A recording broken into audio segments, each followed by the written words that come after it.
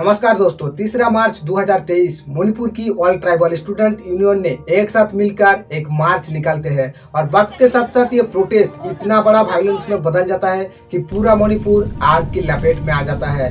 कहीं पर 200 साल से भी पुराना मंदिर को तोड़ दिया जाता है तो कहीं पर चर्च में आग लगा दिया जाता है। 40,000 से भी ज्यादा लोग अपनी जान बचाने के लिए घर छोड़कर भाग गया। 3,000 से भी ज्यादा घरों में आग लगा दिया गया और 100 से भी ज्यादा लोगों को मार दिया गया। मणिपुर में डबल इंजन की सरकार होते हुए भी ये आग रुकने का कोई नाम ही नहीं ले रहा है। 40 दिन से भी ज्यादा हो गया मणिपुर जल रहा है, लेकिन सरकार पूरी तरह से खामोश है।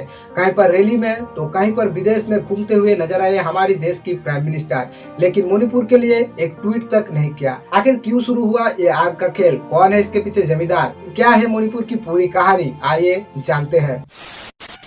तो इस कहानी की शुरुआत होती है साल 2019 से। साल 2019 में मणिपुर में बीजेपी सरकार बनाते हैं और N Biren Singh chief minister की शपथ ग्रहण करते हैं। मणिपुर में टोटल 32 लाख लोगों की आबादी है और अलग अलग 36 ट्राइबल ग्रुप्स रहते हैं, जिसमें से 52% मैतीस यानी कि हिंदू संप्रदाय के लोग, 24% नागा, 16% कुकीज और बाकी 8% अलग अलग समुदाय के लोग रहते हैं। उनमें से मैतीस संप्रदाय के लोग इम्फल वैली और शहरों में रहते हैं और बाकी नागा, कुकीज और अलग अलग ट्राइबल्स ग्रुप पहाड़ों में रहते हैं। अलग अलग जो ट्राइबल्स ग्रुप है, नागास, कुकीज, ये लोग पहाड़ों में रहते हैं और मार्जुआना की खेती करते हैं और मणिपुर में मार्जुआना की खेती लीगलाइज है।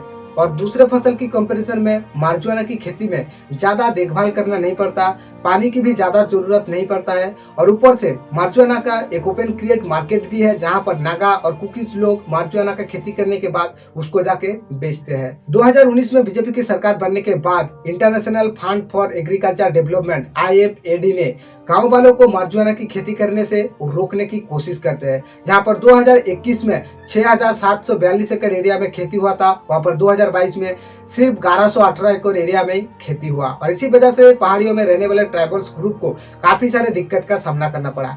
और इसके बाद फरवरी 2023 में मणिपुर की वन विभाग ने पुलिस की मदद लेकर चुराचंदपुर डिस्ट्रिक्ट की कुकीज आदिवासी गांव कांगपानेश्वर संग्राम के लोगों को बलपूर्वक उनके घरों से बेदखल कर दिया गया। मणिपुर की फॉरेस्ट डिपार्टमेंट ने एक क्लैरिफिकेशन जारी किया और कहा कि कांगपानेश्वर गांव को 2021 में बसाया गया, जो कि 1966 में जो वन संरक्षण अधिसूचना हुआ था उसके बहुत ही बाद, और इसीलिए ये राज्यों की वन संरक्षण सुरक्षा अधिनियम का उल्लंघन करता है। चुराचंदपुर की डेप्यूटी कमिश्नर ने इलीगल इमिग्रेंट्स के लिए एक अभियान चलाया। उसके बाद ज्यादातर कुकीज को इलीगल इमिग्रेंट्स घोषित कर दिया और कहा कि ये लोग म्यांमार से आए हुए हैं। कुकीज का कहना है कि उन लोगों को इन्फॉर्म किए बिना उनकी पैतृक भूमि को फॉरेस्ट लैंड घोषित किया जा रहा है। 1917 के दशक में फॉरेस्ट सेटलमेंट ऑफिसर ने 38 गाँव को रिजर्व फॉरेस्ट से बाहर कर दिया था, लेकिन 2022 में मुख्यमंत्री एन बीरेन सिंह ने मनमानी करके इसको कैंसिल कर दिया और इसी वजह से 3 मार्च मणिपुर की ऑल ट्राइबल स्टूडेंट यूनियन ने एक साथ मिलकर एक मार्च निकालते हैं, जहां पर पुलिस ने उस मार्च के खिलाफ टीयर गैस का इस्तेमाल करते हैं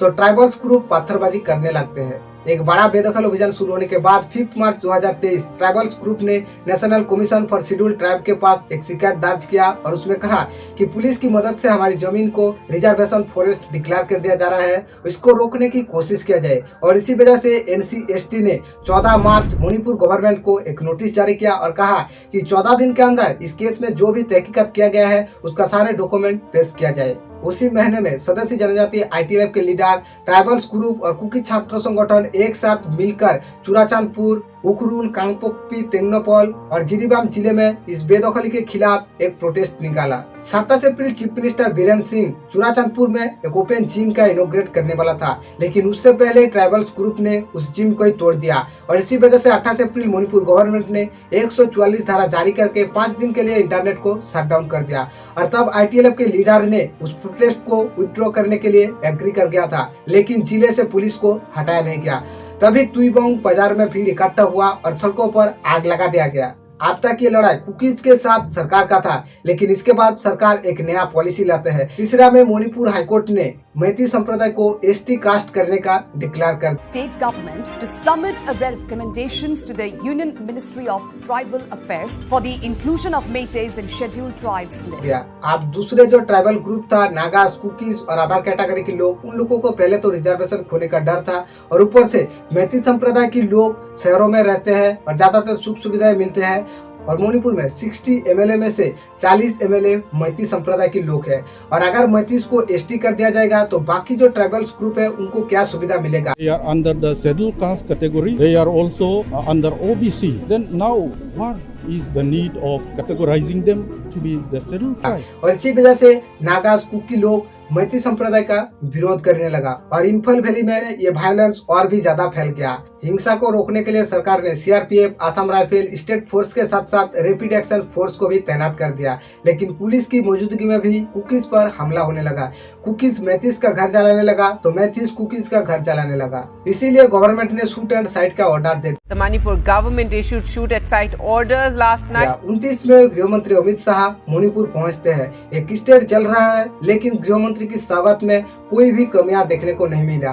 गृह मंत्री अमित शाह ने कहा कि इस केस को सीबीआई को दिया जाएगा इन्वेस्टिगेशन करने के लिए, लेकिन जैसे गृह मंत्री अमित शाह मणिपुर से वापस लौटते हैं तो मैतीस और कुकीज के बीच लड़ाई फिर से छिड़ जाता है और इस बार बच्चे को भी बख्शा नहीं जाता है। चीफ मिनिस्टर बीरेन सिंह एक इंटरव्यू में कहता है कि ये लड़ाई कुकीज और मैतीस के बीच लड़ाई नहीं है। तो चीफ मिनिस्टर से सवाल ये है, अगर ये लड़ाई मैतीस और कुकीज के बीच नहीं है तो फिर लड़ाई किसके साथ है? एक स्टेट जल रहा है लेकिन प्रधानमंत्री के पास वक्त नहीं है उन लोगों के साथ बात करने का।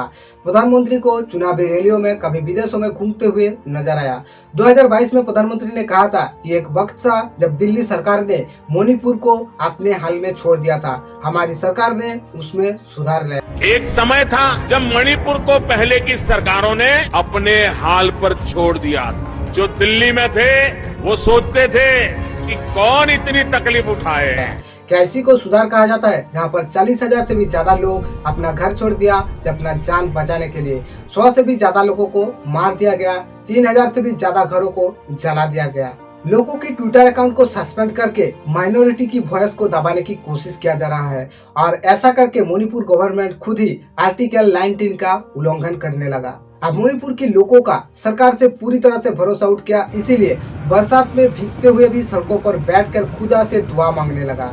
2018 में चीफ मिनिस्टर बीरेन सिंह ने कहा था कि मणिपुर में कोई भी इलीगल इम्प्लांटेटर्स नहीं है। Illegal implementators right now there is no one. और अचानक 2023 में ये कहने लगा कि सारे कुकीज इलीगल इन्फेंटेटर्स है और वो लोग म्यांमार से आए हैं।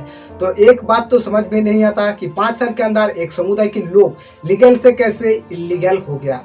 सुना है कि प्रधानमंत्री मन की बात कहता है और बीजेपी के प्रवक्ता के साथ साथ आईटी सेल इसको बहुत ही बढ़ावा देता है और कहता है ये एक मास्टर स्ट्रोक है। तो ये तो पता नहीं चला कि उस मन की बात में क्या बात करते हैं, क्योंकि ना तो कभी किसान के बारे में बात किया, ना ही जंतर मंतर में जो प्रोटेस्ट होता है उसके बारे में बात किया जाता है और ना ही जो मणिपुर जल रहा है इसके बारे में बात किया जाता है। और इसी वजह से मणिपुर में लोग इस मन की बात का विरोध करते हुए अपना रेडियो तोड़ने लगा। प्रधानमंत्री नरेंद्र मोदी अमेरिका में योगा डे सेलिब्रेशन करने लगा, वहीं पर मणिपुर में लोग इस योगा डे का विरोध करने लगा। क्या इसी को कहा जाता है सबका साथ सबका विकास? उम्मीद करता हूँ मणिपुर की पूरी कहानी आपको समझ में आया। Thank you so much for watching this video. Wish you all the best.